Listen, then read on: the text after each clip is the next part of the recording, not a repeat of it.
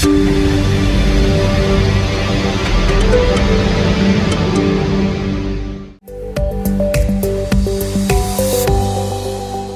and welcome to this edition of the MEC Minute on High Time Reserves. I'm Rich Prazer, JFK Airbus Captain and Communications Committee member. Recently, we have all seen reserve pilot utilization higher than normal. In this environment, it is quite possible that a reserve pilot will exceed the 75-hour guarantee while still having reserve days scheduled in their bid month. Our CBA addresses this situation of being a high time reserve in Section 25 R2C, which states, the company shall either release the pilot from reserve for the remainder of the bid period or pay the pilot the greater of 4 hours and 12 minutes for each reserve day remaining or his actual credit. What does this mean for you? First of all, only the credit you have already earned counts towards meeting the 75-hour high time reserve requirement.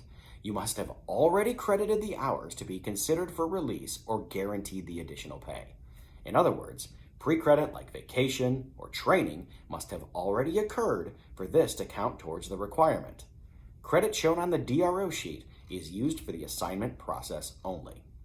It's also important to remember that credit for AD, VDA, or RSA on days off does not count towards the 75 hours for this discussion. Finally, you must call crew services for a determination.